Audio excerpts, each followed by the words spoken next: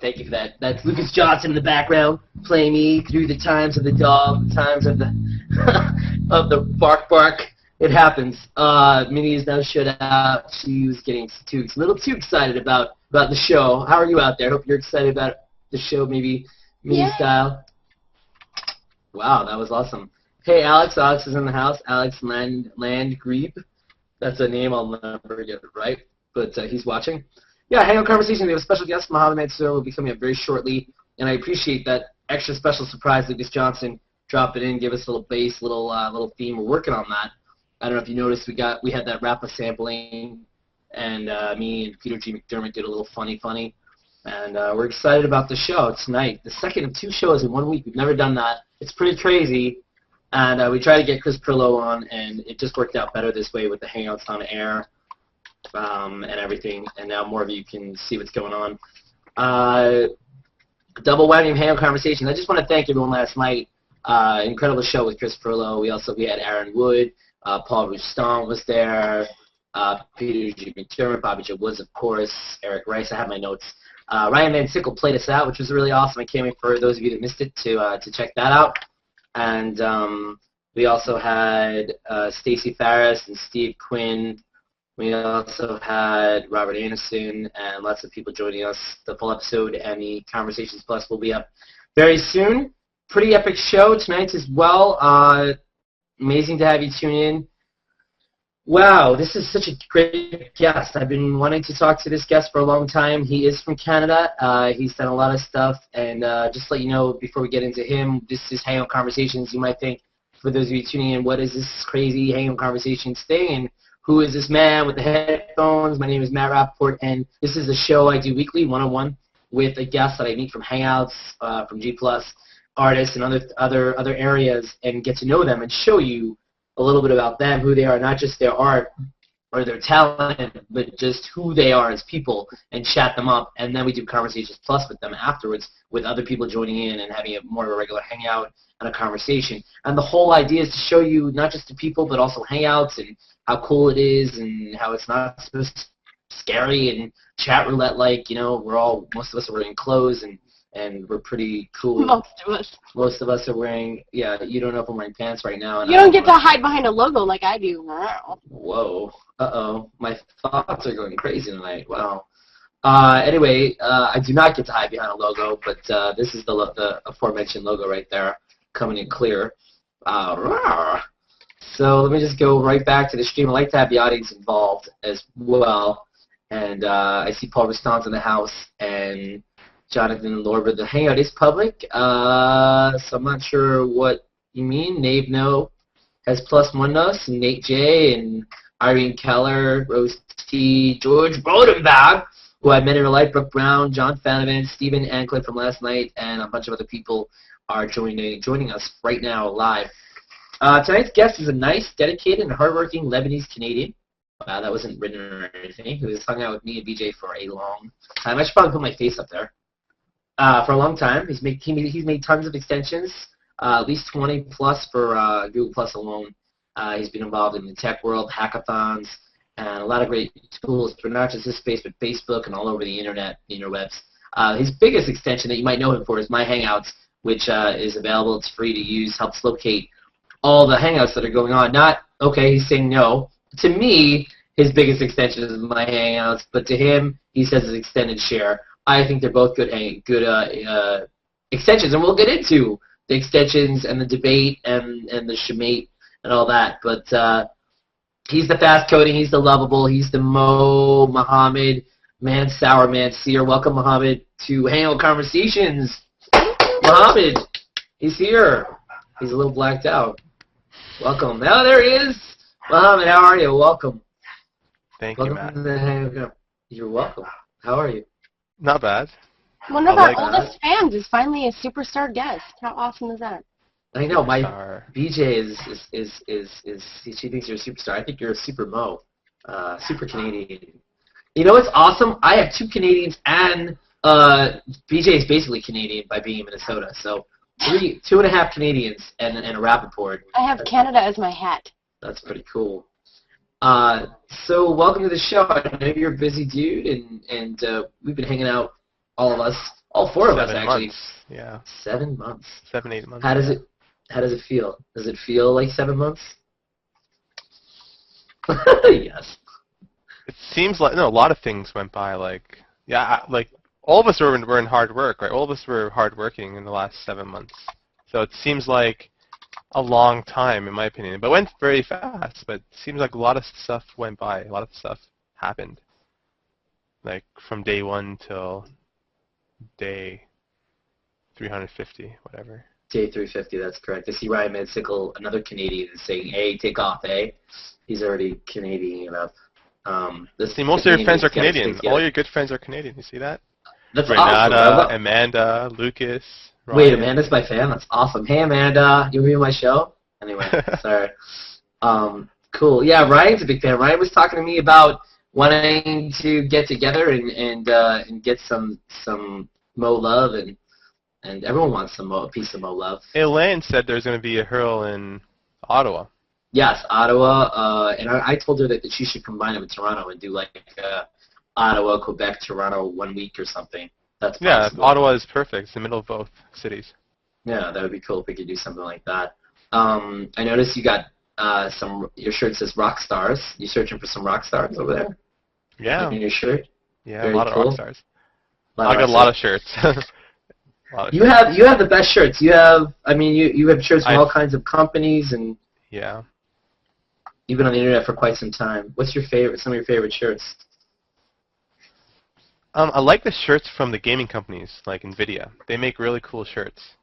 They have like crazy designs with motherboards and games and like monsters. Because I used to run a lot of LAN parties in Ottawa. I'm known for that in Ottawa. So I used to run like hundreds. Explain to people what that is that don't know, that are listening. A lot of people bring like I used to run. I was a founder of a technology club in Ottawa that allows gamers to come along into one big room, like 150 people, 200 people. They come with their computers, their big CRT monitors, and their big desktops. They come in for like 3 days straight to play multiplayer games together, internal network. And you win prizes, you play games, you have fun, and it's pretty cool. And basically every time we go there, we have like 20 to 30 sponsors or 50 sponsors. They come sponsor us, and everybody gives us free shirts, free games, free stuff like that. And so you've been doing this for a long time?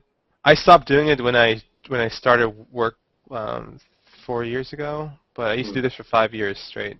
So it was really popular in Ottawa. Like we had, the tickets used to be sold out within a week. Wow. Yeah. It took 3 months to prepare though, because you have to make sure the fiber optic cables are set up. The network is 100%. Like you can't have more than 5 millisecond response. The power is good. The tables are good.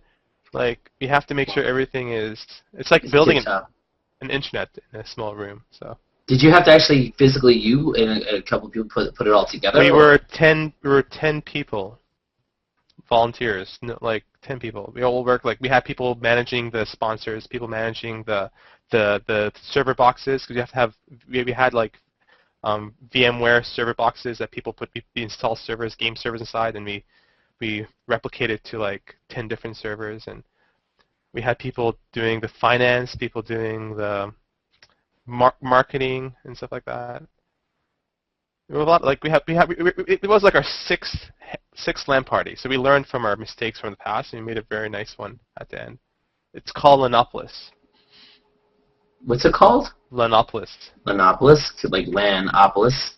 That's cool. Yeah. So a lot of video games, a lot of comic books. So it sounds comic booky. Is it kind of almost comic book convention like in a sense? Video game convention.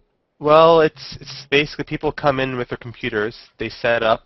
They spend like 30 minutes to set up their computers and connect to the network, and then sponsors have swag and prizes and special events to like when Microsoft sponsored us last time, they gave us like $5,000 of prizes. Wow, it's kind of insane. So they gave us like 10 Xbox games to give out, and they gave us a lot of hardware to give out, and that's pretty cool that Microsoft, so is that just something Microsoft just gets wind of? Oh, Microsoft is really good at sponsoring events. They're like, if you want to get sponsored, like events that has the community involved, like gamers and stuff like that. You just contact Microsoft, and because every school, we were in school, every school had an ambassador, Microsoft ambassador. So I was a Microsoft ambassador then for like 2 years.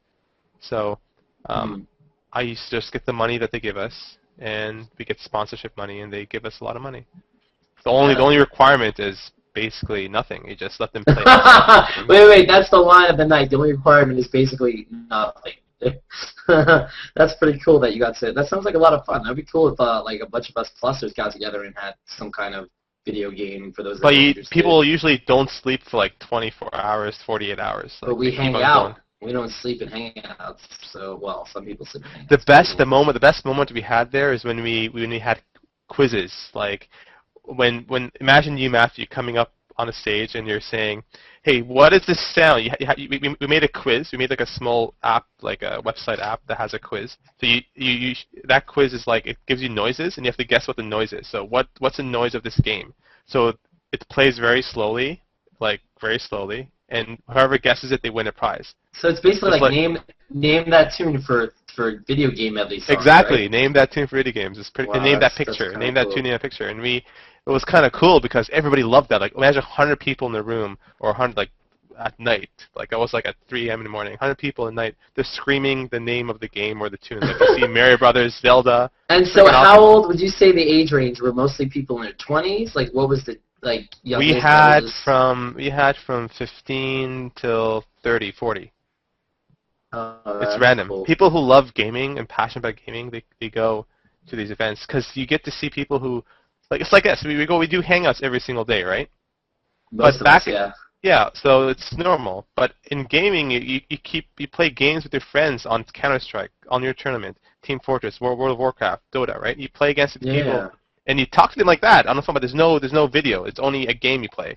It's the same feeling actually. Do they not? Some games actually have a video that pops out. Yeah, but that's a waste of bandwidth. Why you have to waste bandwidth and make sure? Because your focus is to play the game with your friends, and that's what many people do actually. They go on TeamSpeak, they play the professional games, and they keep on talking for hours and hours. Same thing as Hangouts. Imagine instead of seeing your face, we'll see the game instead.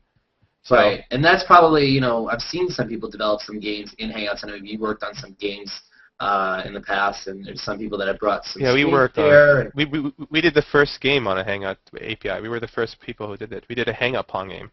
Me and John Barrington Craigs, we implemented a game on Hangouts. We were the first game actually that was implemented. It's open source, all the source code available to the public. Is that John? Game... Go ahead. I was going to say, is that game available for people to check out, or? The thing is, that game works. It was working like 4 months ago, but the problem is the Hangout API is missing some networking features because if you want to have a real-time game, so you want to play multiplayer games like real-time, like the Pong game, you need to be very, very fast and efficient. That will not work at all with the Hangout API because they send really little packets, little data per. It would be slow. Second. It would be really slow. Yeah, it's like you're shooting a Pong and the other person you can't verify that the other person has a Pong there. Wow. Yeah, I hear what you're saying. So many developers like Matt Center, we reached out 4 months ago to the Hangout API team about it's like the whole point of doing Hangout apps is to do collaboration, right? If you want to do real-time collaboration like games and movies and like the game is obviously the biggest thing for Hangouts going to be because you're going to see people in a Hangout right now playing games together on the big screen. They're going to have to, but on a game, they're going to have to probably not only strip video, but strip a lot of it to make the games run faster, right? Yeah, and that's another thing we noticed is that we're not noobs developing that game. Like John Barrington Craigs, he's an expert game developer. That's what he does in professional time. He did games like Dead Rising and Dead Rising 2, and now he's going to work in a very good company. Like he's really known in the industry for game developers. He knows what he's doing, and basically running a game in the iframe in the browser at the same time. You know how much Hangouts waste CPU power, right? Oh yeah, it's very heavy. Huge. Running a game on top of that, it was slow for us. It was right, and don't forget, people are going to have tabs open. Most people have at least a few tabs open with their Hangout. Yeah, so it sucks a lot of memory too. So it's a challenge to solve. It's just interesting. So how many? So I mean, I've seen some people do some games where they're just sharing their screen and they've done The poker game was awesome. Yeah, the poker game runs pretty well. I mean, the only thing there's some gameplay issues with the poker game, but I mean the resetting. But the poker game is basically a role playing game. Like you go first, then you go next, like one step at a time. It's not like real time gaming. You take turns. It's a turn-based game. Yeah, so, but those games can work pretty well, and even with the timer, things like Battleship, and Monopoly, and Game Board Scrabble. Stuff. Yeah, Candyland. You know. But stuff that needs real-time movements, like real multiplayer games, like real-time movements, like you have to move every 30 frames per second. That will not work. Hey, Alex in Houston, Alex Landgrebe or Landgreb. Let me know if I'm saying that right or wrong. You're new to Plus. Welcome to Plus. He was watching last night. What extensions should I get to fully enjoy the Plus experience? Well, that's I mean, both of us can tackle it, but that's I mean, depends a lot on I think what you're looking for specifically. Exactly. But I mean, if you want to experience Hangouts, like I mentioned before, there is a My Hangouts extension. There is another extension by someone else as well. But like what? So I mean, I know personally. You don't need to have extensions to experience Google Plus experience. Like it's just there to help you make it easier to find what you want, right? Right. It's like we all experienced Google Plus without extensions, and we loved it still. It just like makes the reason it easier, right? For some people. But it depends what he wants to do. Does he want to come on Hangouts? Does he want to? Right. Does he want to share stuff? Does he want there's some people that don't use Hangouts every single day like us, and they don't need the My Hangouts extension, for example. Yeah, it just depends what you want to do, Alex, and that's exactly right. I mean, I think that when you're new to Google Plus, there's so much now. Like when we joined Google Plus, there was only there was a lot, but not as much as there is now. And so now when you join, there's just so much you take in, right, as a new person. To think about an extension, it seems like it might be a little tough. Although some of the things you do with like circle management, like the search bar in circle management is very useful, I believe, especially if you have a lot of circles. But if you're someone that only sets up 5 circles, you don't really need it, right? Yeah, actually, the only thing I like in circle management, right, because it's not done yet, but the search bar is that should be done natively. I wish Google just takes it and implements it their own way. Because, tell you the truth, I have over 150 circles right now, and they're not ordered. And for me to find a circle to put a person into, it's impossible with the unorganization I have. Right? It's impossible. It's going to take maybe 5 minutes. I have the same problem. So you just search for it, right, Matt? You just search for it, and you just find it. I've been using your circle management for a long time, but especially I have like 30 pages and over 100 circles, and it's just in the business directory page I have. I haven't counted. I have so many. So I have the maximum number of circles there. So if there is one, I don't know, but yeah, Alex, good question. And there are some basic extensions like the +1 from Google and the notification extension. Applies and more. That's a very good one. Applies and more. There's a lot of extensions out there. There is one I like. If you have pages, I like the page extension because it shows you all your pages notifications, and you can get to a page from that extension. There's a lot. It depends what you're looking for. Let me see if he mentions specifically if he's looking for anything else. There's this guy, Gabriel. He has a list of 100 extensions, the top 100 extensions that he could choose from Google+. There's a photo zoom extension, which is very nice. You can zoom a photo in. But remember, the more extensions you have, the slower your computer becomes. Yeah, and it's like adding another program to your system. It doesn't make your experience in Google+ slower. No, don't get me wrong. It doesn't do that. It just adds another process to your system. So, like back in the day, if you run 100 programs, it makes it slower, right? Same thing with extensions. So, take that into account. Just install the stuff you would use, and disable stuff you don't need to use. Yeah. No, I agree, and I think that it's just trial and error, seeing what works for you and what doesn't. You install it. There's this girl named Bobby. She has like 3,000 extensions installed. That's crazy, that Bobby Jo Woods. I don't know how she has so many extensions. Pick a number, +1, +2, +3, +4. +3. +3. All right, let's do this. All right. For all the marbles in the bag, for the what is your all-time favorite or best memory or best of a vacation or trip that you took? Do you have one that comes to mind, like just a really good one that you had a good time? Maybe either Hurling, California, or something else, somewhere else that you went to, New York? Tell you the truth, one of the best vacations I had was there's different types of vacations. One of them is a geeky vacation. Some of them is meeting people vacation. Some of them is just I love relaxing. I love seeing nature a lot, right? So one day my friends invited me to go camping. That was 2-3 years ago. Camping. I never went camping my whole life, and it was beautiful. You just go there and you see the sunset, the sunrise, and you go canoeing. Canoeing was awesome because especially in Canada we have very great lakes. So we go canoeing, we go rock climbing, hiking, swimming, and camping outside like on a rough surface was a really good experience. And you ever see some moose while you're camping? Yeah, and plus the what do you call it? The fire, the campfire, amazing. Like the huge campfire, like with 100 people around you. That's amazing. No, it sounds really cool. I've done that. Yeah, I found the camp. Yeah, but I love the hurl. I love the hurl in San Francisco because we went there with Josh and Andy, and I met all the people I met online. It was kind of cool because we used to talk every single day online, and we went there.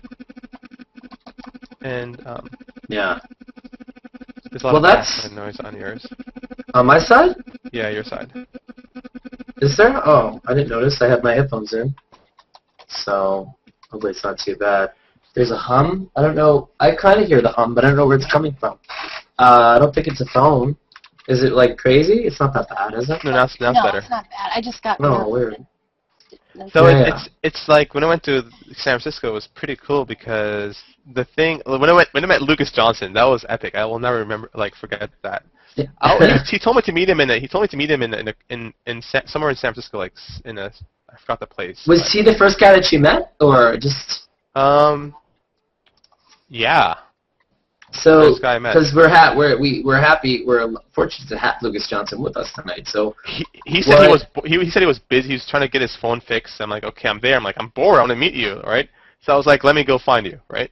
So I was walking in the streets, and he made me go in some alley, and that has a lot of I see a lot of poor people on the sides and beggars on the sides, and a lot of like drug addicts. I think they look strange. I think they're drug addicts. Wow. A lot of smoke, and like, where am I? I was scared. I was really scared standing in this street. I'm like, then I find this very short guy with a bald head coming. And I took pictures of him. I'm like, that's Lucas. And I'm my God, you are a PR person, Mohamed. Wow. No, that was awesome. When I saw Lucas, that was awesome. And he's like all tattooed and stuff, but it was cool. I don't think it didn't seem like he's very short. He's medium stature, right? No, because when you're far away, you seem like a very small figure like that.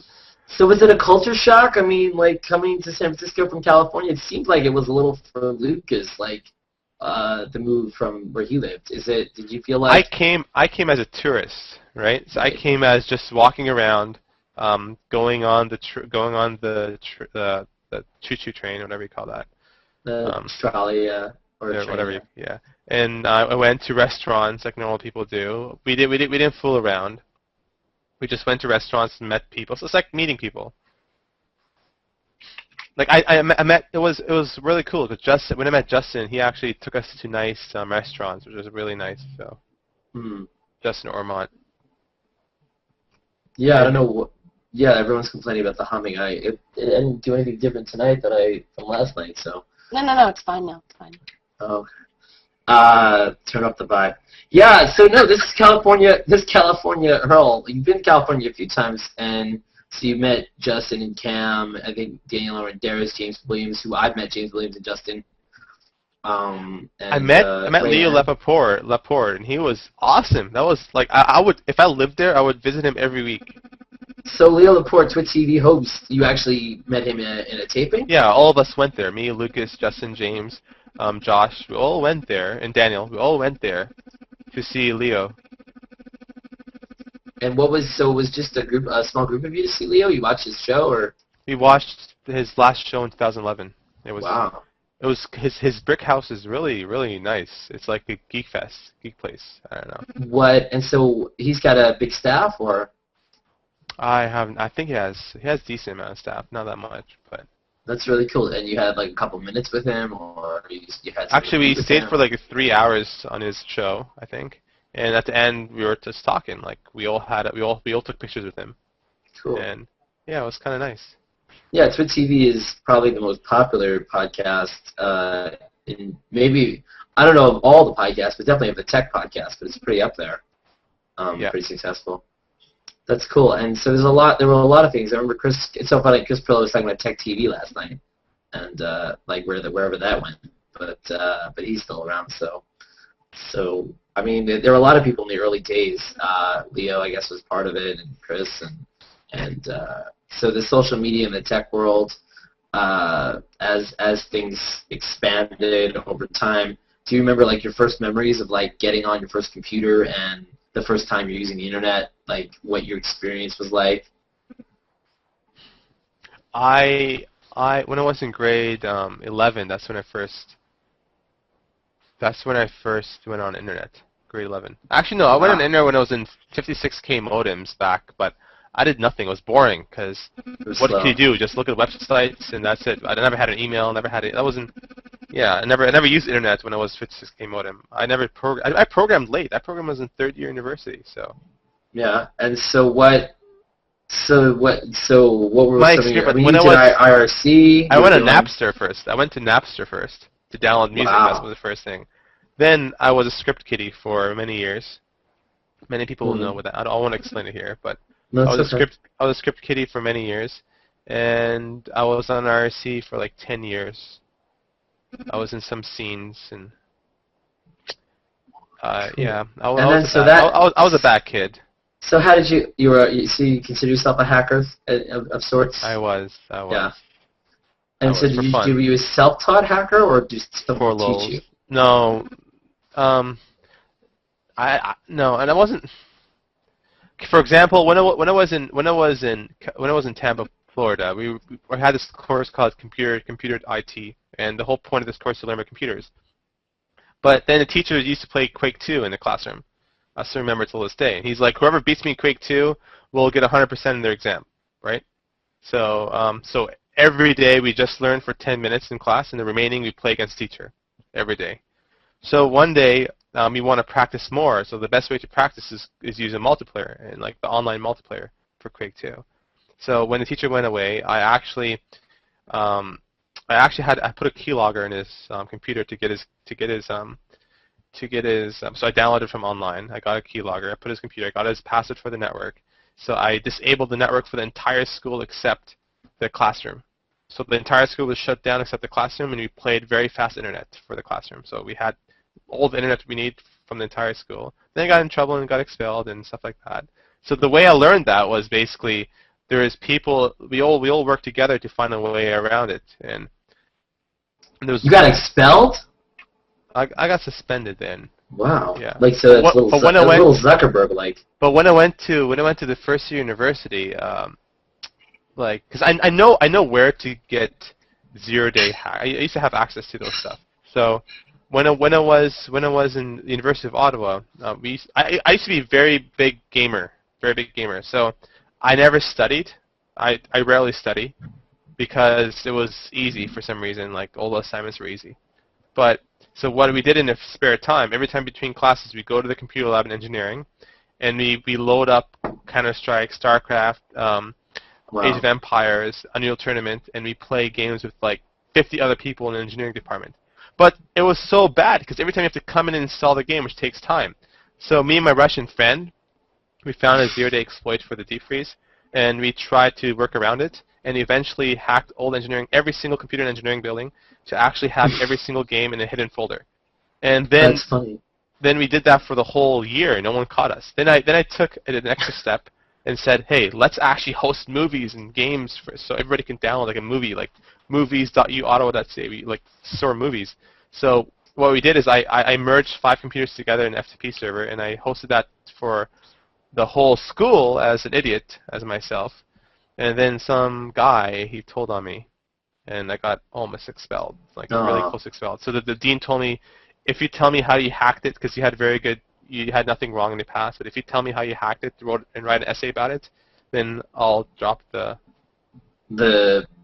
punishment or whatever it was. So I wrote an essay about it. And So that was interesting. That's interesting. It's got some parallels to Zuckerberg and what he did at Harvard with shutting down breaking their security at Harvard. Did you see the movie or read the book? I mean, when he was at Harvard, like, do you feel like that when you were watching the movie? Did you feel that too? Like they wanted to suspend him because he broke down their system and they broke through and like what was his was his hack impressive? Was that an impressive hack? What he did? Was it similar to what you did or? Yeah, I guess, but I don't say mine's impressive. All I did was find an exploit around the system, see what's exploitable. And back in the day, the security was really bad. Like if you had a Windows 2000 machine or Windows 95 machine, it was a click of your fingers you can hack it. It was not that hard. And zero-day exploits I had the private exploits, but if you have access to the private ones, you can pick anyone you want and do whatever you want with them. But what I did is that, like back in the day, there was no no one was using SSL, right? Barely. So if you want to get a password, if you want to get I never did that, by the way, I never did that. But I taught my friend how to do that because he's always bugging me. So what happened was that I taught him how to listen on the internal network for packets. So when a teacher logs in into in his website, he can get this password and log in as himself and see his grades, for example. So that was like war games. So some guy did that and he sold it. He sold the exams for like $150 for each person. Wow! And this all happened in Canada, or this is in Florida? Canada. Canada. Wow. Well, there's a lot. It wasn't hard. Like you just.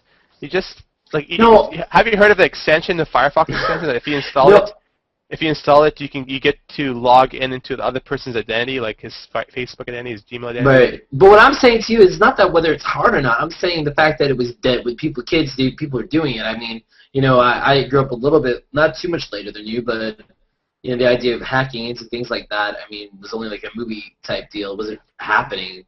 By the way, before that, my dad and my parents used to run a gaming store, like a very big one, 2 gaming stores in Ottawa, Canada, and we had one in Montreal as well. So we had a gaming store that each child had 100 games to take with him home, and he swaps them.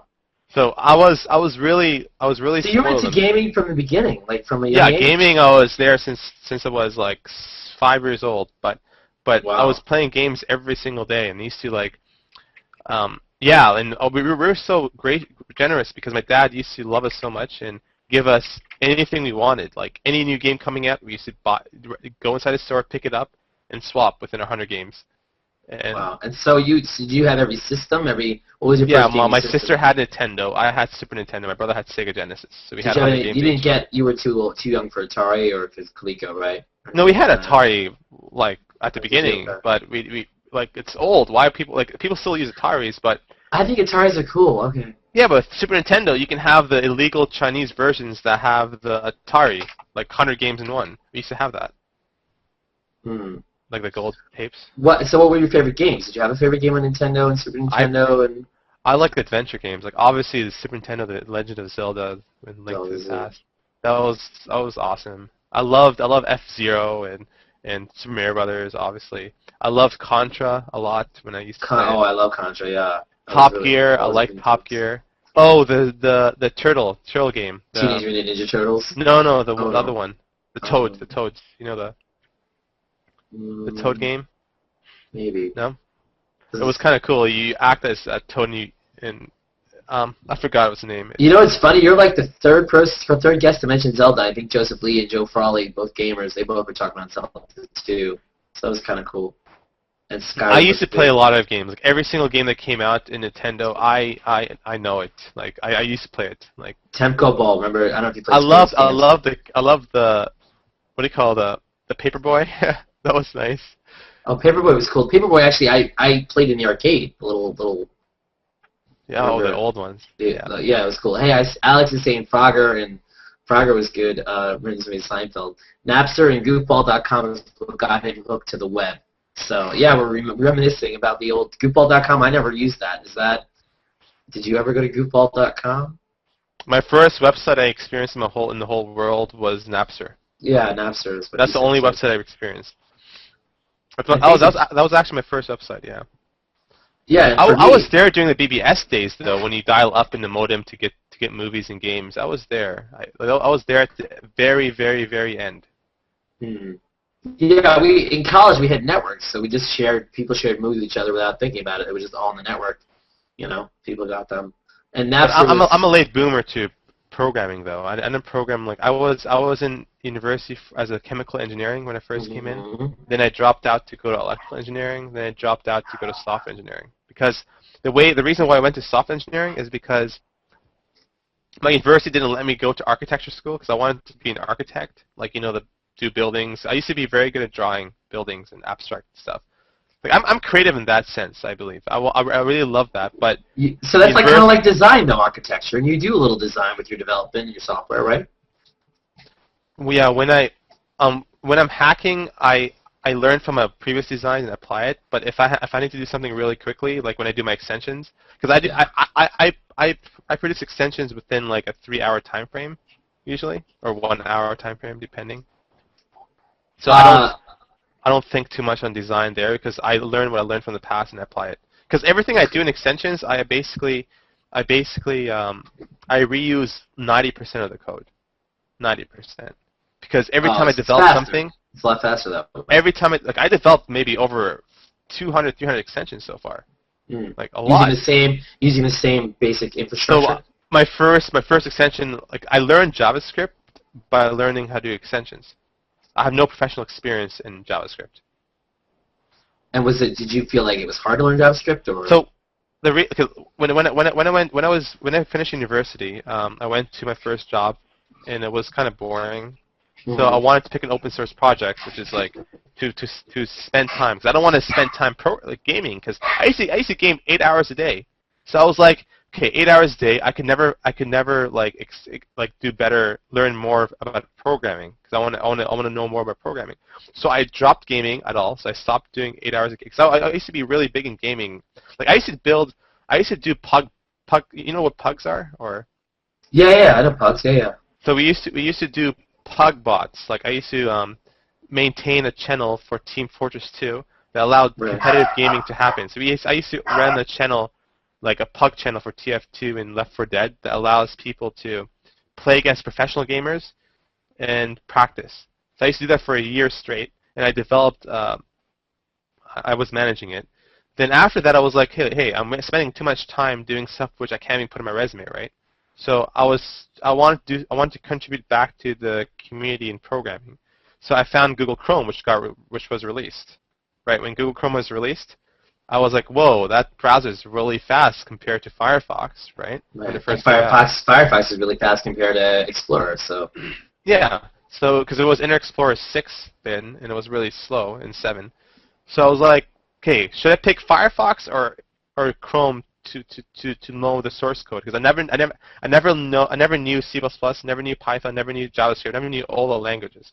I just know Java. That's it, and nothing else. Sure, I learned a bit of C, like open files, close files, and that's it in university. But I never learned the language. I never learned C++. I never learned the inheritance of, I never learned anything about C++. Memory management, C++, I didn't know about it. So what happened was that I was like, should I pick Firefox or Chrome? So the reason why I didn't pick Firefox is because Firefox is a really good open source project. It was really good. It was really managed well. Everything was open. They implemented most of the features. But Chrome was fast, but it was really bad when it came out. Nothing was there. Nothing. Yeah, everything was really, there was no Linux client, there was no Mac client, it was just a website with bookmarks, and nothing works. So it's like a new baby, right? But it was fast, and I think people love the tabs moving around. That was the big thing before Firefox. And tabs moving around. Yeah. And I was like, I think I can learn more about Chrome because it has no documentation. It had nothing like that. So I'm like, it'll be a challenge to learn Chrome better. So I went to Chrome, and I forced myself to learn C++ there by doing patches. And the Googlers are really nice in the way that they're nice and mean at the same time. That they have a lot of ego, in my opinion. Like because they say I'm the best, and I like that ego. I like to see that ego in front of me because that'll make me learn more from them, right? So I knew nothing about C++, so my first patch going there, I had around like 20 patch sets, meaning 20 revisions of it, because I forgot to add nice comments. The structure was bad looking. But I learned that way. They were really generous and really, Google was really, like the Googlers, they're really nice. They love to help people. So they helped me become better. And after a couple of months, I released like maybe 20, 30 patches, really good patches. Like, for example, you know when you middle click a tab to close it? I implemented that, for example, when you middle click a tab to close it. Oh, that's really cool. And I implemented many of the Linux UI stuff when you see in Linux. And I did the accessibility portion of Chrome. So, like, a lot of things you're talking about are awesome, but I think, I mean, I don't know, I mean, how much they're getting lost on people or not. I mean, I know that a lot of people know you. You know, it's funny, too, how you went from somebody that was not, you starting late on computers, starting late on the internet, and then you kind of just started soaking up all the information in college, and then outside of college, and then with Chrome, and you just kind of put your mind to it. It's like those people that put their mind playing guitar, you kind of put your mind to just soaking up the computer and the programming. The cool thing languages. about Chrome is that everything I touched in Chrome, many people would see it, right? And it's a very complex system. It took like 45 minutes to build Chrome, and the challenge of doing that, you have to update the documentation. You have to make sure you do the tests. And I learned a lot from developing Chrome for 2 years. Like after 2 years of doing Chrome, I published around 165 patches to Chrome. Like, that was a lot of work. Then I learned, but while doing that, I met a lot of so when you say 165 patches, just give them an example of like a patch, like that you did, just one patch. For example, one patch was, you know, when you traverse the Chrome window with your tab, when you tab, I implemented the circular tab, so you can go from tabs to Omnibox to WebPaint in extensions. So I implemented the tabbing thing for Chrome.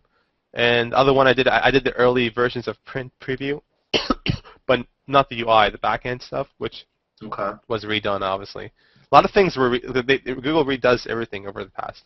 Yeah, they keep remodeling it, right? Basically. Yeah, to make it better. Like, I've done a lot of UI patches, like building because the original version of the UI was done in C++, not as a DOM. So you remember when the dialog box opened? The which remember box? That? Remember back in the day when you open options, it opens a dialog box? Yeah, okay. Tab? Yeah. I implemented most of that. Like, not most of that, like a couple tabs. So basically what you're saying, I mean, it sounds, you said you implemented it, but it's mostly for extensions, or it sounds like no, that's the browser. You're doing it for Google. You actually worked on the Chrome browser for Google. I worked on the Chrome browser, yeah. And so what did Google consider you an employee or a consultant, or what were you considered? Just a I was a developer? contributor, open source contributor. Okay. I was the second one. Yeah, I was. So talk to me about that. What is an open source contributor, and how do you become one? So the way I loved working on Chrome a lot. So I was like, it was really interesting. So I had a passion to. It was nice because everything every time I go to work, I know how to solve the problem. Easy. When I come home, I used to rush home every single day, or like run home like for 20 minutes, just to go on the computer to hack in Chrome. That was my life for 2 years. Every day, from work, home, computer, right? That was my life every single year. So the life is that like I was there from the beginning. Like I knew how they worked at the beginning and how they evolved over time, and it was really cool to see Chrome when it first came out and how it is right now. Like when it first came out, like a lot of stuff were like hacker style, and now everything is like organized and documented, and there's a process involved. So like we help like our people work. Like we help our work. We helped go through that stage, and seeing that happen like when HTML5 came out, I'm like, wow, like no one knew what that was about. And when I saw HTML5 before many people saw it. Like all the Chrome developers, they saw the HTML5 before anybody else saw it, because we used to develop on trunk, and it was kind of cool seeing web storage come out and drag and drop come out, and it was like, wow, I'm doing something that really matters. So it's kind of basically like a bit like you watched a baby being born. You watched the different pieces, different parts. Yeah, that's what it intrigued me so much. Like, I don't care about paying. I didn't get paid money at all. I just came there. I gained experience. I gained friends. Like, I think I gained like over 30 Chrome engineers as friends. Like when they invited me to Google I/O one day, and I met all of them there. Was kind of awesome. Like Eric McKay, Marc Antoine Ruel. He was like, and slightly off, and I met all these people from Google I/O. It was kind of cool. I was like, whoa, hi Mohammed, finally to meet you. Like we talked to each, like in a Hangout. Imagine you were hanging out for like 1 year straight, and you never saw me. Right. Well, we never talked. We never talked in voice. We only talked in IRC and text. So when you met each other in Google I/O, and when Google invited me over there, was a really nice. That was a really cool experience, actually. Yeah. Hey, Tim Clary is here. Ryan Bensickle, Stephen Ancliffe. Stephen Ancliffe said Battletoads. That was the game we were trying to think of, right? Yes, that's it. Battletoads. Yeah, Battletoads too. Battletoads. He's got a link there. And then they're arguing about whether you drink coffee or beer, and Bobby Joe is being your stalker, saying Red Bull is where you draw the line. I drink Red Bull like once a year. I rarely drink. I rarely drink Red Bull. I don't drink coffee. I don't drink beer. You drink soda though, right? Rarely. Like same rarely of. I don't think, tea, some kind of caffeine. No? Rarely. All right. So how do you stay awake for all these hours? You just your own energy, like because you don't sleep a lot, right? I eat a lot of fruit. Okay. And vegetables. Yeah, Ryan wants to know if you're sure you're Canadian. No, I'm just kidding. Do you like double coffee? I'm not sure what that.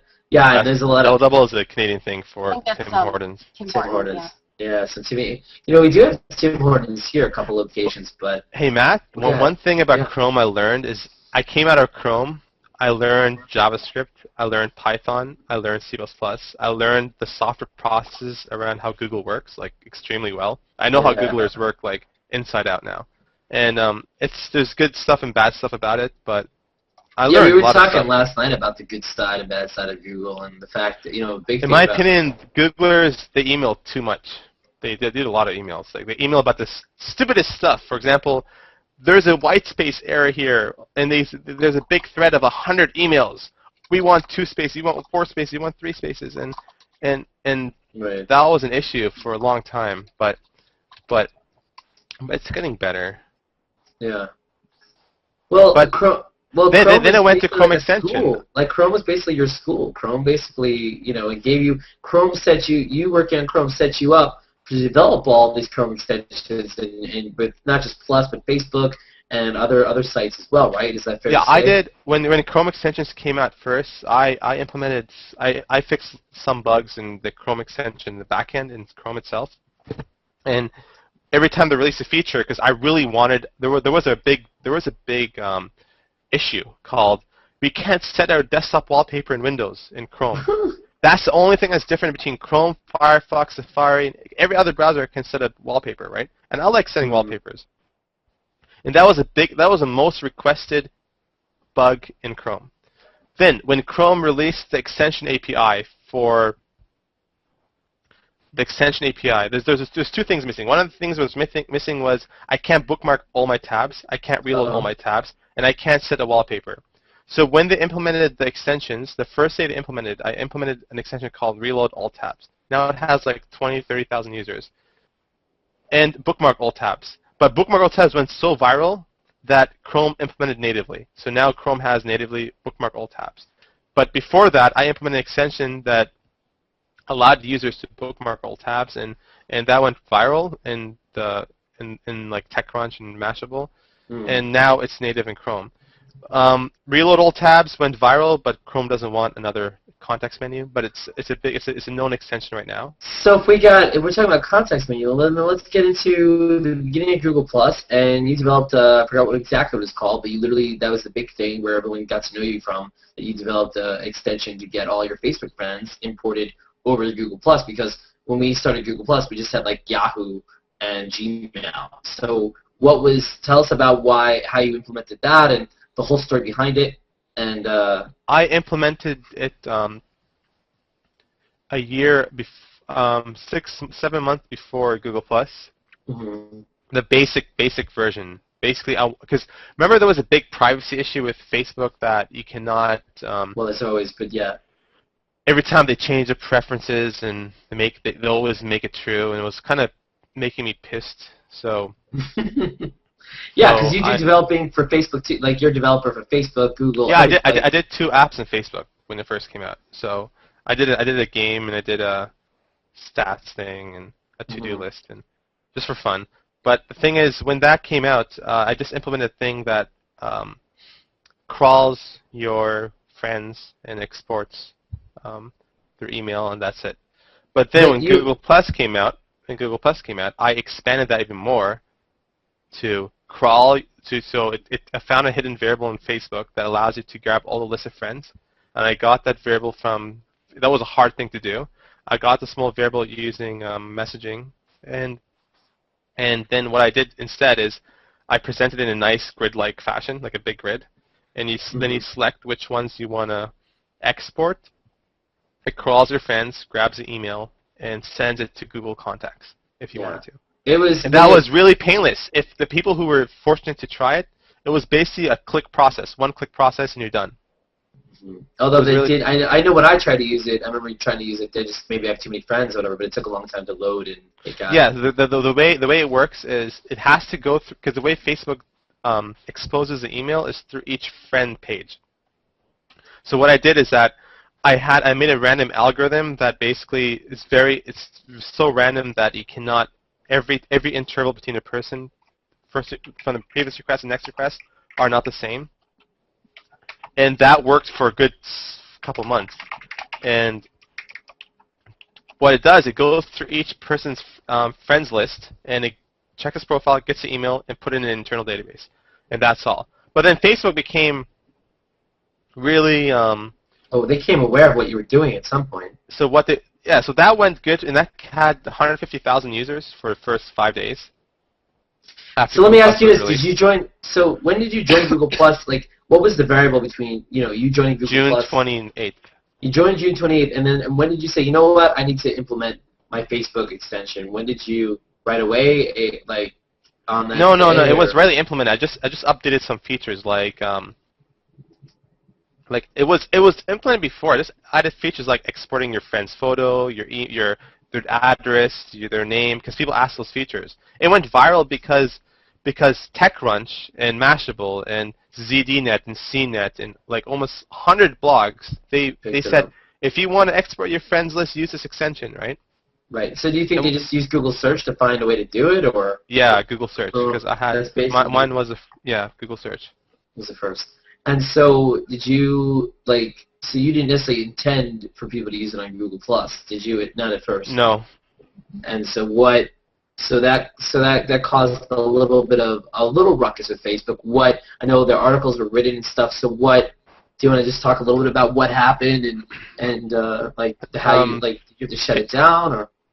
I didn't shut it down. I live in Canada. We have no laws like that. So right. So what happened was that after 5 days, a director of engineering in Facebook called me. He wants to talk to me. He was trying to figure out why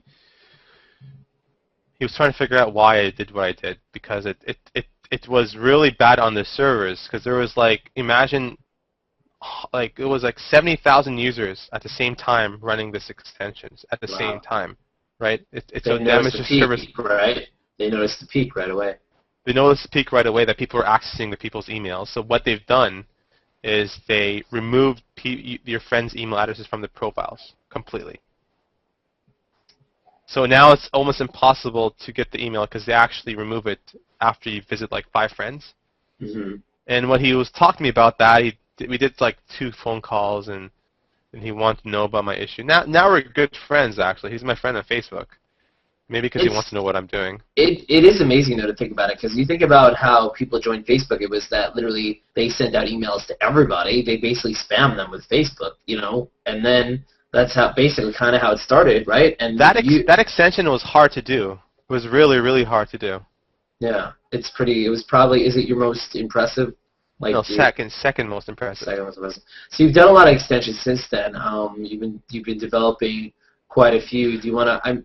Go ahead. The first day Google Plus came out, the first day, I wrote no posts on Google Plus. I just checked it out. I checked other people's posts, like Lewis Gray and Mike Elgin. Robert Scoble was a lot there, and Pirillo, of course. So I added them all to my list. I'm like, hey, how do I like Google Plus. Looks nice, right? How do I invite my friends from Facebook? The share button only shares to Google Plus, which doesn't make sense.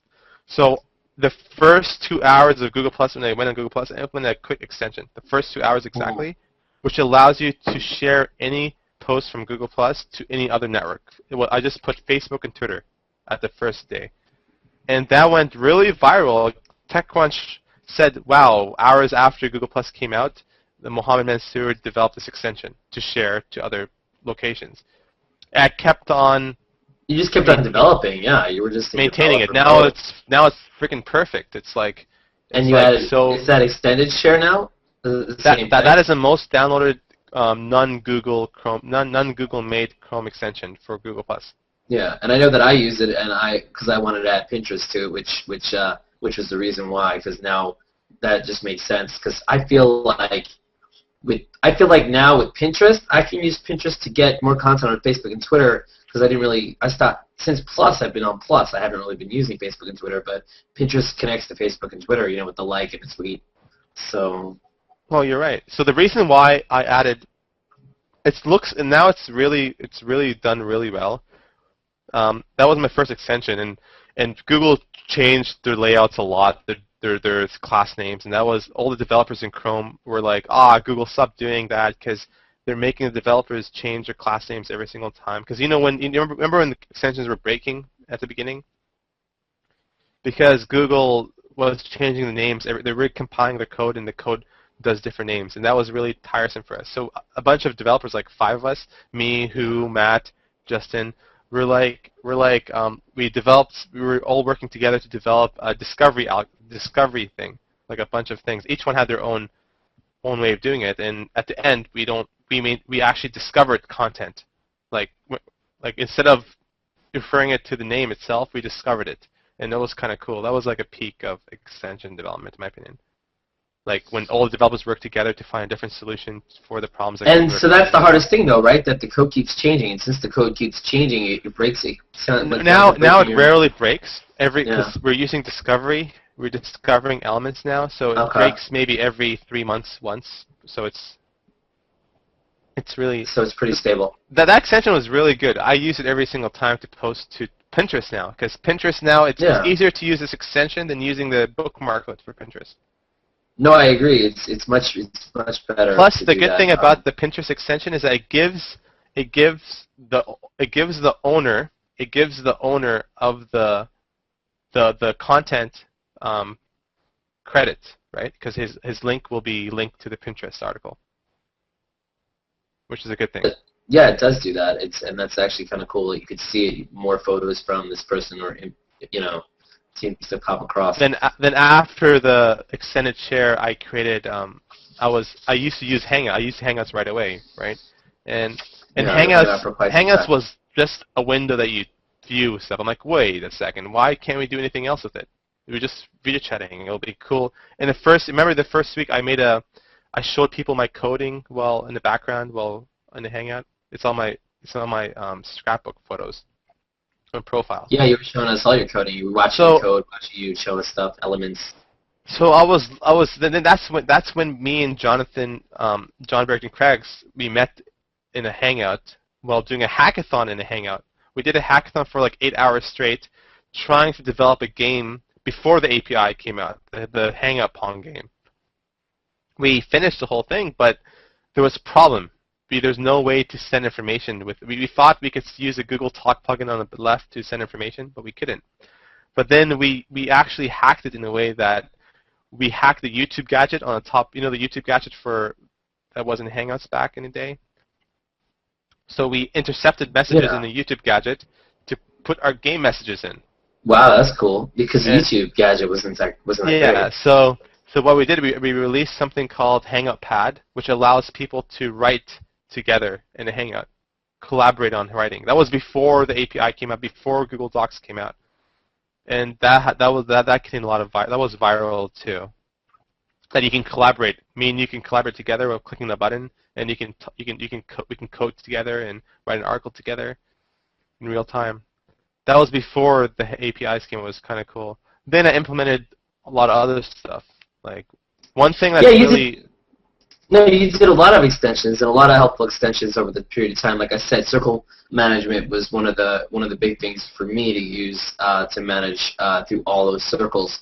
And I know you definitely did. You know, I have a whole list of them actually in front of me. I mean, my Hangouts is basically the one I work the most on. Besides the Facebook one. Facebook one, I worked a lot, a lot to make it work at the beginning. But the thing is, what I learned in the that's how I work. I did the Facebook extension, right? I learned a lot from it. Then I took what I learned and made it into a reusable class. Then for my Hangouts extension, I use a lot of things from the Facebook extension. So everything I work on, I iterate from my previous project. That's why when I implemented when I implemented my Hangouts just took 2 hours to implement day one. Just 2 hours. It just took 2 hours to implement my Hangouts. The first version. Because Justin is saying, I'm sorry, go ahead. Because my Hangouts was... Justin Armand just chimed in about his method is still going and doesn't break with a smiley face. Anyway. Yeah, they don't break anymore. That's pretty cool. Yeah, they don't break. That's cool. Thanks for watching, Justin. No, continue. So my Hangouts with Jake McCushion, he was like one of my favorites in Google+. You guys should circle him. So me, Jake, and John Berkton Craigs, we actually were like a development team. We actually developed many stuff together. So Jake, what Jake did, me and him actually, in a Hangout, we developed my Hangouts because none of them worked. Like the quick Hangouts didn't work, and that was the only one that was the Hangout thing. And we used to use quick Hangouts a lot, but it didn't work. And we said it would be cool to put it into a big icon up there. And so we did that, and that was really popular. That was like during a month after Google Plus came out, or 2 months. And then after 3 months, when I released that, when Google Plus released their search API, I'm like, whoa, they'll make it even more easier. So we used the search API to do all this stuff, and we worked like very hard. I think hundreds and hundreds of hours making it work. Hey, Tim Clary, just to put you pause, Tim Clary said nerdiest week of Hangout conversations because just between the tech and the social media. No, but it's a good thing. Let's do a G4 real quick. Let's rapid fire this or that. Would you rather call it an app or an extension in Chrome? What do you prefer? Do you prefer to call them apps or extensions? I prefer to call it an app. An app, but does it bother you if people say extension? No, because my Hangouts does not extend. Okay, it's both. It extends Google Plus by adding the Capture Moments button. Okay. Right? But which takes pictures. Which takes pictures. That's an extension. But that's an extension.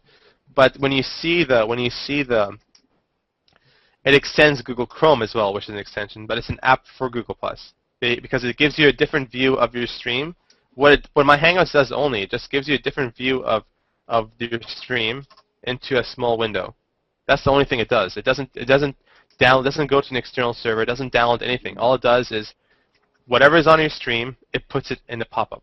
And actually, what's funny is I remember talking to you and saying use the search, or you saw this. I reshared it. You're the one who Hangout about the search. You're the one who made me. You're the one who told me about the search function in the Hangout, saying, "Hey, look at the search function." I'm like, "Whoa, yeah, you're right." So that same night, I implemented the search feature for my Hangouts. There's an asterisk that Rappaport inspired. I will actually. I'll put that in. I'll put that in. You don't have to. I'm not. I like giving credit. My Hangouts was made by 5 people. It was myself that was leading the project. John Berkton Craigs, who worked a lot with me on the Hangout algorithms because he's a game developer. He's really, really smart. Rayanne helped me with the UI. Who I met in real life. I met Rayanne and Justin in real life. Yeah, he's a really cool person. He actually helped with a lot of UI work, for example, like a lot of UI tweaks for extension. Without him, it would have been messy. Then Jake helped me with Jake McCushion helped me with the original extension concept. Like the stuff you see on the beginning, the animation, he helped me with that at the beginning. There's James Williams. Me and him are doing really cool effects. He's a really good guy, actually. He's an HTML guy, so he's pretty cool. So he helped me do this. I had hot chocolate with him in Starbucks. Mike Searle, he helped us do the logos and the identity and the branding.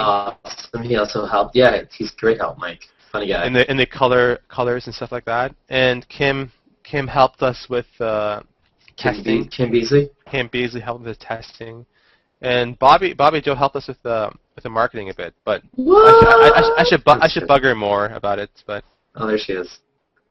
Bug her more. All right, getting back. Oh, and there's another guy, Martin. Martin helped us with the maps feature. Martin. Map. All the names would be on. Yeah, it's like 7 people helped us build this product. 7 people. And you're still kind of working on it, still developing, making it better, or not as much. The next feature, since the whole project is open source, right? There's no advertisements. There's nothing. What we're doing is that everything is public. All the roadmap is public on GitHub. If you go on GitHub, so the next features are going to be what James Williams is working on.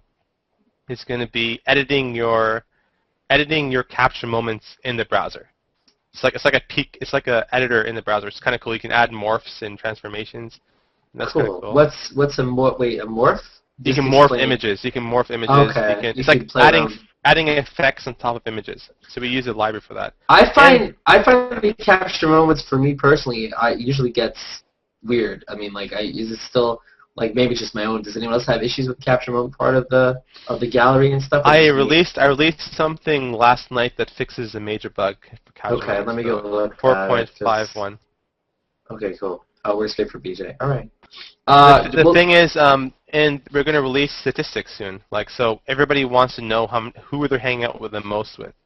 So since my Hangouts is basically local, it doesn't go. There's no server, so you don't have to worry about your information getting leaked or whatever like that, because everything is in the extension database. Because every extension has a database. So basically, I want to do a very cool features I'm hanging out with Bobby Joe the most. I'm hanging out with Lucas Johnson the most. I'm hanging out with Matthew the most. Oh, I've been in a hangout with many people that many times. So it's gonna search. It's gonna based on your search history. You're gonna search through our history, or so we're gonna include recently attended hangouts as well, historical hangouts, and it's gonna be based on the hangouts you attend. So I attended. I hanged out for 5 hours yesterday. Okay. Last month 5 hours. Last week 10 hours. So it's going to say who you hung out with and for how long and what days and break it all down. Yes. Is it going to break down how many times you've invited people too? It's still in the design phase. We were designing it 2 months ago, but we were busy doing other stuff with other extensions. But cool. We'll get back to it real quick. Let's go Google Plus or Facebook. I know it's a hard choice. I use both. All my I'm a family person. I love family, and none of my family is on Google Plus. But honestly, it's too complicated for them with the old public and friends stuff. It's funny too because last night they only use Google Plus for Hangouts. My friends, my family. I was having that same talk with Pirillo about it, and he was saying Google Plus is easy. He's saying it's not complicated. He said Grandma could use Google Plus. And who's his grandma? She can share articles in Google Plus? Well, we didn't get into the details of it, but my aunts, my mom, they use Google Plus, but for what? Just for Hangouts. If you look at this stream, the only thing you see is Hangouts. And it took a good couple hours to help them figure that Hangout stuff out, because for new people coming in Hangouts, there's no way to teach them how to use it. For Skype, it was easy for them. You just click on the user and you say call, right? And that's it. And you see a big window pop up. The Hangout experience is not like that. But for Facebook, my mom thinks that it's more private for her because she can just choose friends or family. Same thing as Circles, but it's maybe the UI. I mean, what freaks people about Google Plus? I've heard people are freaked out about rent. They say, "Oh, all these people are just adding me. I'm not even using it. I'm just getting added." So my mom got freaked out when people added her in Google Plus. Yeah, I mean they're not used to that Twitter mentality, so I get it. Facebook is closed. So you don't drink coffee, but if you had to choose between Tim Hortons and Starbucks, I'm guessing you choose Tim Hortons out of Canada, Pride, or no? Do you frequent either one? Do you even have hot chocolate or? I drink hot chocolates sometimes. Yeah. When I go to Tim Hortons, I like eating their bagels and their muffins. Bagels and muffins, got it. Gaming more? Would you gaming on the Xbox or gaming on the PC? What do you prefer? I was a pure gamer for PC for like 10 years straight. But the thing is, I said I haven't updated my computer for the last 5 years when I started work, because computers are not evolving anymore that fast. Back in the day, computers were evolving very fast every year by year, like a quad-core, multi-core, and Pentium 1, 2, 3, 4, 5. They were very fast coming out with new processors. But now, like I still have a quad-core processor from 5 years ago, and it's still fast. I still do my Chrome development. I still do my... Just making fast noise. But the thing is, Matt, is that computers are not evolving that much. So I'm like, okay, listen, I don't feel like buying a new sound card, a new video card every year now. So I'm like, let me try it. When Xbox Connect came out for Xbox, I bought an Xbox now. But the only games I buy now is basically Modern Warfare 3 or... And it's funny, we were talking about speaking of gaming last night. We were also talking about World of Warcraft, and Aaron, they were comparing the way World of Warcraft works to Google+. I don't know. Were you into World of Warcraft? No, I don't like potions. No, that's like, that's potions. No. I know your time is limited. We want to get Conversations Plus, get a couple people in and do a little bit of that. But we can, let's wrap up a little bit. So 9+. So what is your favorite part of Google Plus overall? Do you have a favorite part? Yeah, the Hangouts. Hangouts, like by far. Most people say that. Like the other stuff, which is like for example, look at circles now. Circles are cool, right? But the thing is, when you follow a page now, it goes to your follow circle, right? One circle. And now they made it harder for us to manage circles now for Google when you add people to Google Plus pages.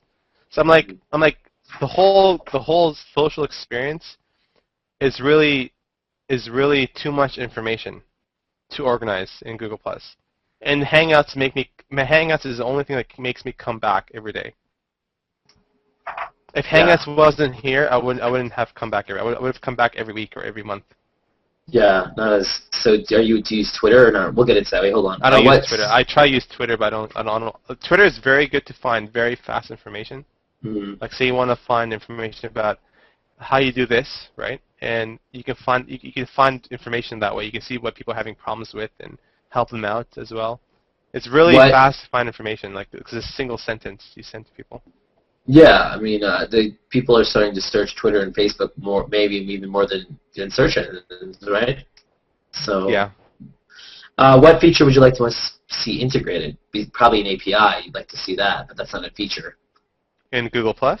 Yeah. What feature I'm sure, and I'm guessing you would love to see an API, right? That's always the big talk. I created an API for Google Plus. It works great for me. If Google didn't do anything 6 months ago, and they released a read-only API, so I actually reverse engineered all the packets, all their requests, and I made an API for it, which works really well. Actually, my Hangouts uses that. It's a main thing for my Hangouts and circle management. It uses that API. And there's no way. There's no way they'll ever be able to shut you down or stop you from doing what you're doing. The only way to shut me down is if they shut down Google Plus.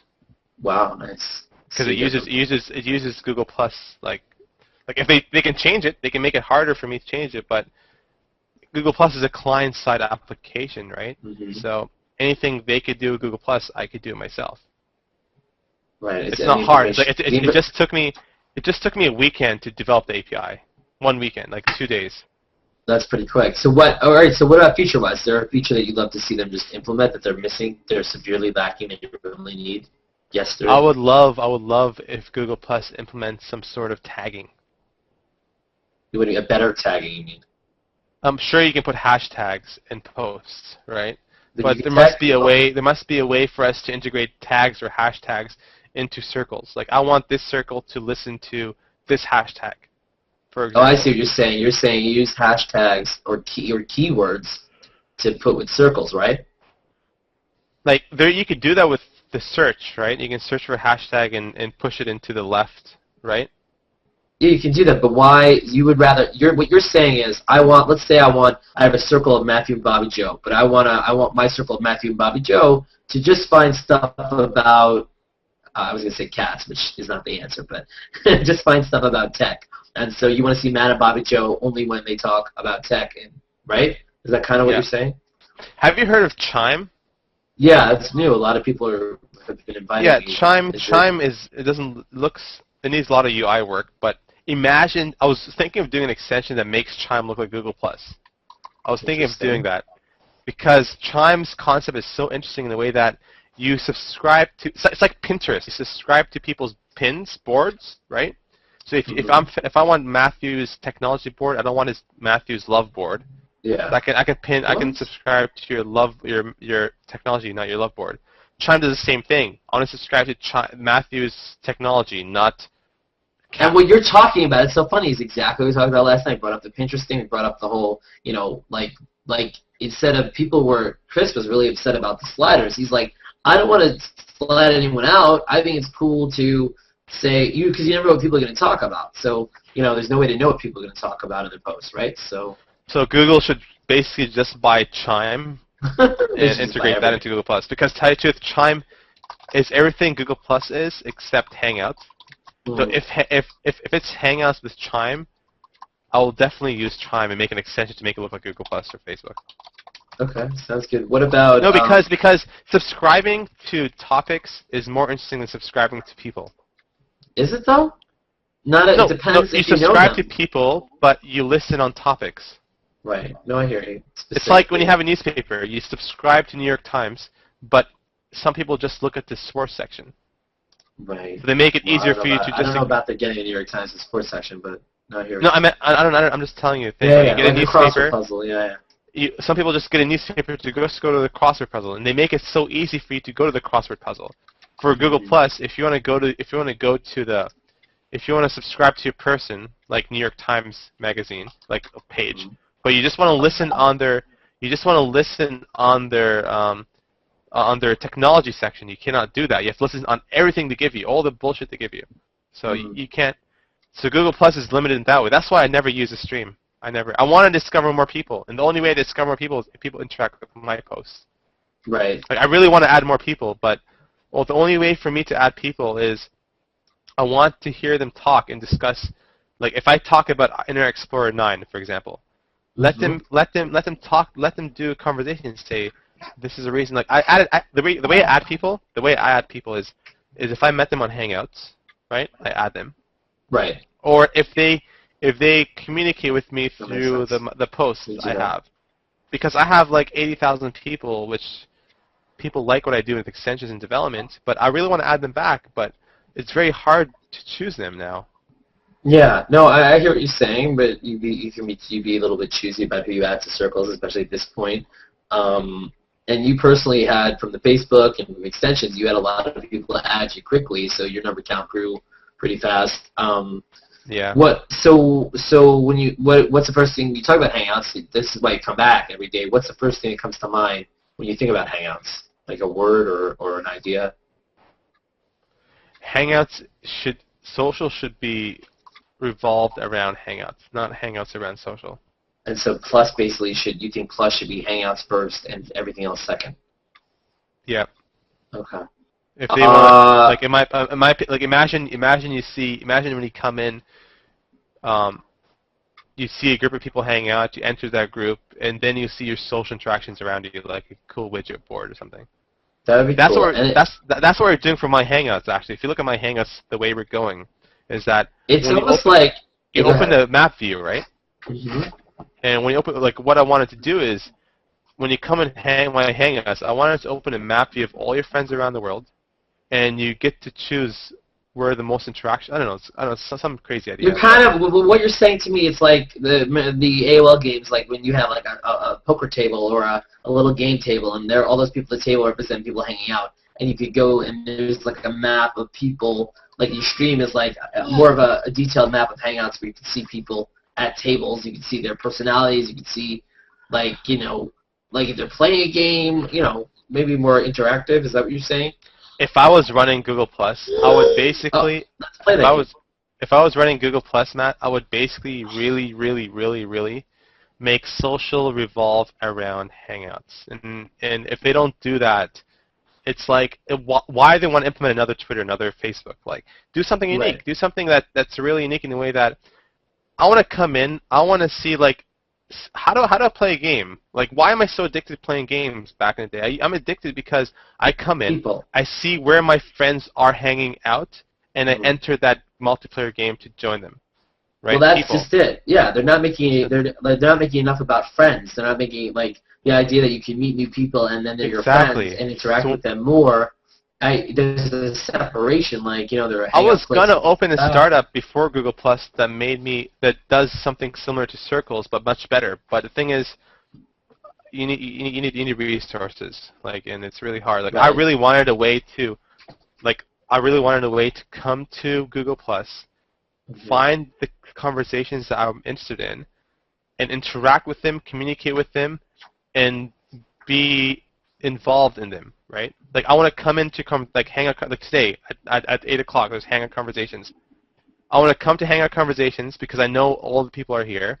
I want to come in, sit down, relax, and find social media around that topic. Like, that's my night at 8 o'clock every day. But right now, when you come to Google Plus, the only thing you come to Google Plus, you see your stream of useless stuff. Useless. Well, it's not all useless. Depends, but yeah. I mean, like 90%. Like, the reason why I say it's useless is because it's very rare to find people who are similar to you 100% of the time. And when you subscribe to a person, you're subscribing to everything he loves, right? Right. Or she, yeah. Like, that's why people tell me, Mo, why don't you write topics about things other than development, right? Because when people subscribe to me, I want them to know. The thing is, I feel the pain I'm having to look at other people's posts. So I'm like, let me just stick on development here and do limited posts on stuff I like, for example, like pictures, colors, Barbies, whatever, you know? Barbies. You do like Barbies. Everything about it. I have a little sister, so. No, that's cool. No, I hear exactly what you're saying, and I think that everyone follows a different amount of people, and you can turn people up and down the volumes and all that, but the mainstream can be overwhelming because it's like you don't know what. I froze. Okay, and you see all these different things, and you just find yourself scrolling through, and as you get to know more people, you're kind of scrolling through until either an image or a name pops out at you, right? Because there's so much coming at you. Is that kind of what you're saying, or it's kind of like it's hard to, you miss a lot of stuff. But me and you and Bobby and everybody, Bobby Joe, all of us, we come to Google Plus because we love the Hangouts a lot. Like, I see the regulars in Hangouts, and they feel happy, they feel comfortable. So I think video communication, when Microsoft bought Skype, I think they saw that in the future. I think they saw that vision. So we'll see what Microsoft does in the future with social networking and Skype. Because Skype, everybody agrees Skype is a really stable platform, and it runs really well, right? So whoever thinks like you know Toot, T-O-U-T, Toot.com, Tout.com. No, I don't. I think they're actually doing a Twitter based on video, like 5-second clips or 10-second clips on video, and they're doing it right in a way that sending video messages instead of tweets. But imagine the whole social network revolves around communication first instead of like. Yeah, we were talking about video. Yeah, we're talking about video, and I know that now in the stream, I've been using it some, Peter, that you can record your status updates. You can hit the record button, but people aren't doing it necessarily. It's low quality, but yeah. Well, low quality or not, it's still interesting, but. But if Google concentrates on video and Hangouts, but if Google concentrates on interests, like I want to like make social networking interesting to me instead of making they have to make it more personalized, and they're working on it. Hopefully, we'll see what they do. They have a lot of stuff in store. Cool. What about some people on Google Plus that maybe some developers or some people that are not, people don't know, that deserve a shout out, that deserve more people seeing their posts? Maybe some developers people don't know about that you haven't mentioned. I know the guy that created Uncircle, you talked to him a little bit. I talked to him a bit a while ago, yeah. He was really, Hassan, he's really cool. There's many developers on Google Plus. It's like, it's hard to show, like, it's hard, like, that's the thing. Like, yesterday I actually moved 3 people to a dedicated circle that I always check every day now, because I want to check. It's really hard for me to know those posts. Like, many people write really good posts, great posts, but it's really hard for me to know when they write them. So you know they're gonna like if they talk about for example a book they wrote, I want to know about it, but it's very hard to it's very hard to find that information in Google+. Like it has to be more organized, more personalized. Like that's why Chime is really cool in the way that if people tag technology, people tag this, you get to know. I want to know more about technology and photography and art more than I want to know about cats and Boober Day and stuff like that. It's funny you're asked, because that was the next question. Cat pictures, dog pictures, and animated GIFs. You can get rid of all of them, right? I blocked them. I made an extension just for that. Yeah. Like I don't see any GIFs in my stream at all. No GIFs for like last 4 months. And so like I was so pissed that when Boober Day came out, I was like, what the hell? Are you serious? I'm going to see cats and boobs on my stream every single Saturday. So I spent 7 hours that day creating, like, till 3 p.m. I started at 5 a.m. in the morning till 3 p.m. at night. I didn't sleep that day. I didn't sleep for like whole 48 hours. Yeah. And I did an extension just to filter out animated GIFs and filter out keywords I don't want to see. And it worked great for me. I don't see any animated GIFs at all. But like what? I see them. It comes with a play button. There's a play button now. You click on the play button and you can play the animated GIF. No, I get it, but I'm just saying, like, sometimes, like, I know some people just post a picture or an animated GIF. I know me personally, if I post an animated GIF or picture or whatever I post, there's always extra. There's always commentary, tagging. I have a style. So, like, there are people, but I guess the norm is for people just to throw it out there. But it was too over. Like right now, it's better. But back in the day, when Boober Day was out, it was really insane. Like maybe that's really what it was. But then people said just add more. Like people add. Like I don't want to delete. I don't want to remove friends I met on Hangouts. That like, people say just don't add those friends. I'm like, yes, don't add those friends, but that's the best way to solve the issue. There was a debate. People were saying that like if you want the way to have people that you want to hang out with, but you don't want to see their posts is you put them in a circle and you turn them all the way down, you know? I did that for one person. It worked. Yeah. Did it work? Because he keeps on plus mentioning me every single post. I don't hate him, but I don't want him to plus mention me every single post. So I took him out. That's crazy. What about so you still use Facebook? You don't use Twitter. Do you use LinkedIn at all? I just use LinkedIn to know where my friends are. It's a really good thing to know it's a really good network to know what's happening with your friends, where they're moving and where they're going, your coworkers, and because you have like the whole point of working in a company is to connect with people. Because who knows 10 years from now what's going to happen? Yeah. So once you know the path of your coworkers and where they're going, it's really nice. Because maybe one day you're going to meet up with them in a conference or meet up with them with like a startup or something like that. What about Path? Do you use Path or you can get into Path? I can't. I don't have my Android device broke. My tablet. I'll never buy Samsung devices ever anymore. So all the Samsung devices I have are breaking on me. I have no idea why. Maybe bad luck, but it doesn't work on the Blackberry. I was going to ask you what your favorite. No, it doesn't. It's only iPhone and Android. Yeah. So. I should report it to Blackberry because they allow Android. I should do that. Maybe. I should contact them. Yeah, we didn't really talk about that. I know you do work for, if people don't know, Research in Motion and Blackberry. The creators of Blackberry. Oh wait, you work for you specifically Blackberry Playbook. Blackberry and Playbook, yes. So is there anything about we didn't really get into it. I know you're kind of short on time, but like how do you see the future of Blackberry versus like now versus these smarter phones or whatever you want to call it, the Android and the iPhones? Like, does Blackberry have? I mean, I don't like. What do you see? We had development from the last 10 years, right? We had the exact same operating system that we maintained for 10 years, right? It was working great for 10 years. It was like one of the first smartphones, right? We revolutionized communication in smartphone. Yeah. But then Apple came out and Android with their flashy full touch stuff. Yeah. I had a BlackBerry too because the keyboard. Yeah. And And now it's changing. So we have a lot of money reserved. So we're spending money to build a new operating system, which is really, really good. We acquired Qnix, and Qnix is a really fast operating system, which is really stable, more stable than Linux by far, right? It's proven to be like that. And it's the same age of Linux, by the way, but the only difference is that Linux is open source and Qnix is not.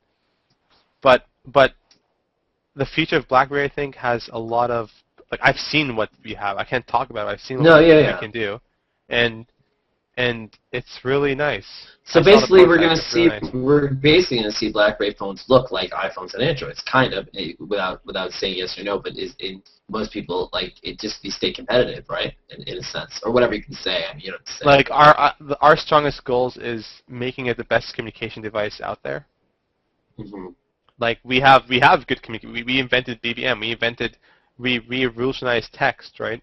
So we want to make it the best communication device out there with social networks. So social is going to play a big role, obviously. Like, so yeah, it's like if you guys know about TAT, the Astonishing Tribe, you guys know they make fancy graphics. They're the ones who implemented the graphics for the Nexus phones, Samsung Nexus. They were the number one contractors for Samsung, for example.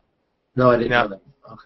Now they work for Samsung was their biggest customer, and now they're part of BlackBerry building the UI. So everybody knows if people understand TAT how they look like, they'll know what direction RIM is going with the UI. It's gonna be I saw the UI. It's gonna be dynamic. It's gonna be flashy. It's not gonna be like an Android device. It's gonna be better than an Android device. Yeah. Way better. You think so? All right. Well, yeah, because as a developer myself,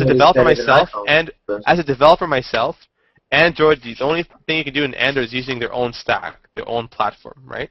You can just develop using Java. You can develop using C++ sometimes. But with the BlackBerry, it is an operating system. The Qnix, it's an operating system. It's a POSIX operating system. You can develop in any language you want. You can develop in any language, right? And there is a feature in BlackBerry in a way that for developers to make their lives easier, but we support Android software now. So if you want to store Android software, just store it if the developer wants you to. I hear you. Lucas is popping in and out, and I know you have about 5-10 minutes, and then you gotta go. We don't have really time for conversations. Plus, I don't know. At 10 o'clock, I have to go. Yeah. Oh, 10 o'clock. All right, maybe we do a quick one. But we didn't talk about. And Louis, it's funny because Lucas is here. Just touch on Hangout Academy. Before we do, a lot of love coming in. A lot of people love you. We all like you. Paul Rustam wanted to say, "Hey, Mohamed Mansour, I just want to say I love you," and we love you, Paul. He'll be on the show next week with body painting. He cannot. Tell Paul he cannot body paint me. Aw, he's disappointed. You wanted to body paint abs all over your face, Mohamed, and then. David, Mike So is saying, "Why are you so damn awesome?" And that was rhetorical, I guess. And David Stevens, who I don't really know, was asking about, would you like to work for Google? And you don't have to answer that, but he asked that. I really want to know about Hangout Academy. And I used to want to work for Google. I used to. Yeah. But I don't know. I used to. But yeah, so. I don't know what they were missing. Well, I don't know. You don't get into it. But so, more importantly, Hangout Academy. I mean, this is something that was in development, that was a big thing, and everyone was counting down. 3 months. 3 months in development. I actually took time off work to work on it. Yeah. So give us a little. Where is it now? What was it? What can you tell us about what it was supposed to do, and what's its future look like? Like we wrote a lot of code, like a lot of code, right? But the thing is, it became really hard to maintain with all the Google changes. Like we wanted to become, like we had a concept of achievements, right? Giving people achievements when they go on Hangouts and allowing them to learn and gain incentives. Make it like a game, in a sense. Make Hangouts into a big, nice game. But the thing is, it was heavily relied on a Chrome extension and a server. But the Chrome extension, it was reliable in a way that that Google kept on changing code all of a sudden. Like it's like we can't. At the end of the day, it was basically a project that we worked on together. We experienced a project that we worked on with a team. It was challenging to work with like 7 people or 6 people. It was challenging to work like that, and it was a fun experience. We did a lot of code. We did a lot of design and documentation, and it was like a thrill, a nice thing to do in the summer. But it's really hard to communicate with Google in the way that should we build a platform on top of Google Plus and like directly coupled with Google Plus. Like if something small went wrong, our platform will not work anymore. Right? So we were building a platform right on top of Hangouts, and Hangouts API wasn't there, right? And Google, like the Google people knew we were doing Hangout Academy, they knew about that, but we never knew there was a Hangout API coming out. And they're like, and no one gave us hints about that. So if Google said, hey, Mo, don't spend that much time right now. We're going to have an API coming out in like a month or 2 months, right? Because it would have helped us and not spend all the time reverse engineering Hangouts and adding widgets here, adding widgets there, adding moderation features. It would have helped us so much. Like we spent a lot of time doing that. But then eventually the API came out, and me and Eric were like, whoa, we can do a lot of stuff now with the Hangout Academy. But now we don't know what. Then the Hangout API changes as well. Every month it changes to a different version. I'm like, okay, should we keep on playing catch and egg? What can you use the discovery algorithm for Hangout or no? No. The thing is, remember what happened when they shut down the APIs for Translate and all these kind of stuff? I got scared. Like, wait, should it depend on a product like Google Plus to develop an application on top of it? Or the best thing to do is... So I hear what you're saying. So Hangout Academy now, as it stands, like, are there pieces of Hangout Academy that can stay in place and work with the Hangout API no matter what and still be useful, or no? Like the website is working, it's up and working, but the thing is, what can you do on the extension, it works. I think I didn't check it in a long time. And there was some, and Lucas is here too. There was some you were working on music as well related to it, or no? No, it's different. He's working on open source music involved. Something else, okay. But Hangout Academy at the end, it was basically a group of friends coming together to develop stuff with the Hangout. And we had so much fun. We had a lot of fights, like a family. But we all love each other at the end, and like it was kind of cool. It's like we experienced developing together over a Hangout for a big life. Like I met awesome people. I met Carmeline Thompson. Yeah, she's great. She's awesome. I met Eric Martindale, which is beyond great. Right, he's very smart. I met Jake McQuiston, which is he's great, yeah. He's actually my number 1 person on Google Plus. Like he's awesome heart, awesome. Yeah, he sent me a Happy Hanukkah card, and Carmeline sent me an Angry Bird, and just awesome. You know, he's great. Like I met Lucas Johnson since the beginning, and Lucas is okay. Yeah. Like the thing about me when I work with people, I like working in a way that's pushy, and I push people. I push the limits. I want to see what their limits are, and a good thing everybody didn't hate me at the end, which is kind of cool. No, I don't think so. I met John Brickton Craigs. He helped us with some stuff, and like everybody I met I was fortunate to meet them. It was really cool. Like I like working, although we work on projects which are not completed, but we learn a lot from that process. A lot. So I think what I'll do is I'll have conversations. Like Krista Laser, don't forget Krista Laser. Krista Laser was really like she's very, very, very smart girl, and she learned. What did she do specifically? Oh, she was helping us get on track and organize and helping us with a lot of stuff like the stuff that we don't want to deal with ourselves. Organizations. No, she helps us with the ideas, with the scrums we go on. She keeps track of the scrums and the marketing and the legal and stuff like that. So can we expect some kind, do you have, I don't know, the team is all over maybe different places doing stuff, but can we expect some mini academy to be released in the next, it's up to Google at the end, because we can't. You think so? one venture capitalist said this. He said, "Don't build a product around a platform." And he's totally correct, because that platform, like that platform. If you build something around, like when people build something around Twitter, right? Many people got screwed about that, right? Many people, because they build Twitter clients, now they can't build anything like that anymore.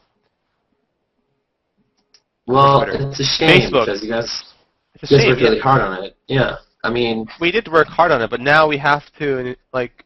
Can you take ideas from it? The achievements? Can you take ideas for it and do something else? Like to make achievements work, you have to risk users' privacy, right?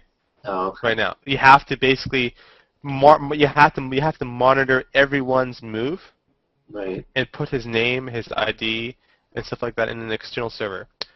And plus, the way we're extracting, that's why my Hangouts right now doesn't have any external server, because stuff could be leaked, stuff could be, and we don't want that. We don't want to deal with that. We want Google to be the one presenting. Yeah, but if you put that in the agreement, if people agree to it, you know. Yeah, but we can't ensure that it's going to be not leaked if we do that, because we don't know if a Hangout is private. One day, Google flipped the flags from 0 to 1, right? From limited to public. So all the limited posts were public posts. And if that happened again, right? If that happened again, they flipped the flag. The code, right? Yeah, because there's no API. If they flip that flag again one day, you know what's going to happen?